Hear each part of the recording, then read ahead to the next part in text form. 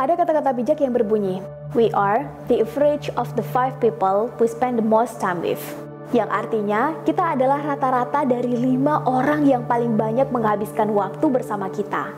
Dengan demikian, if we hang around with 5 confident people, we will be the 6. Kalau kita bergaul dengan 5 orang yang percaya diri, maka kita akan menjadi orang percaya diri yang ke-6. If we hang around with 5 intelligent people, we will be the 6. Kalau kita bergaul dengan 5 orang yang pintar, maka kita akan menjadi orang pintar yang ke-6. If we hang around with 5 entrepreneur, we will be the 6. Kalau kita bergaul dengan 5 orang pengusaha, maka kita akan menjadi pengusaha yang ke-6. If we hang around with 5 diligent people, we will be the 6. Kalau kita bergaul dengan 5 orang yang rajin, maka kita akan menjadi orang rajin yang ke-6. Dan bahkan, if we hang around with 5 lazy people, we will be the 6. Or the next lazy people. Kalau kita bergaul dengan 5 orang pemalas, maka kita akan menjadi pemalas yang ke-6 atau pemalas selanjutnya.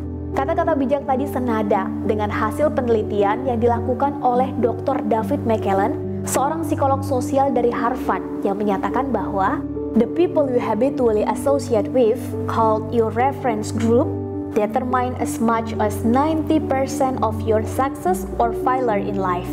Yang kurang lebih berarti orang-orang yang diasosiasikan sebagai grup referensi atau teman terdekat kita menentukan kurang lebih 95% sukses dan gagalnya kita di dalam kehidupan.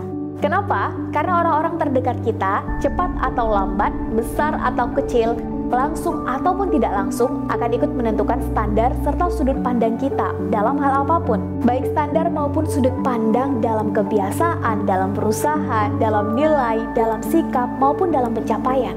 And of course, it has a huge consequences.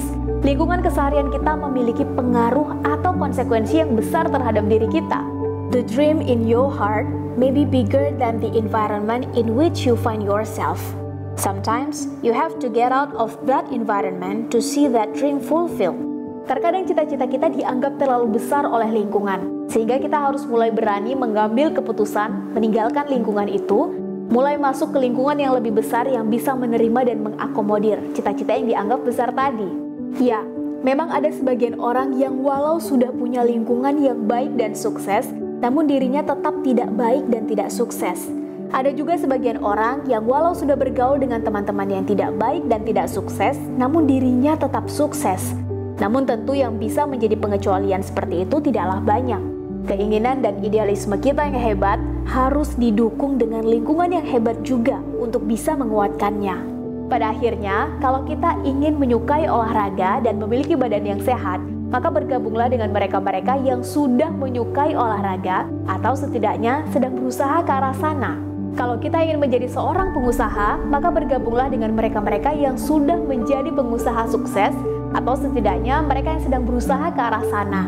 Kalau kita ingin menjadi seorang yang sukses dalam hal apapun, maka gabunglah dengan mereka-mereka yang sudah lebih dulu sukses dalam hal itu.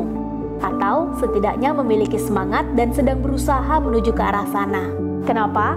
Agar semangat, ilmu, dan suasananya menular. Agar ada kontrol atas diri kita, agar konsentrasi kita tidak banyak teralihkan kepada selain yang kita tuju. Itu kalau kita serius dengan cita-cita kita. So, sudahkah kita serius dengan cita-cita kita? Sudahkah kita punya atau persiapkan lingkungan pendukungnya? Kalau belum, yuk persiapkan dari sekarang.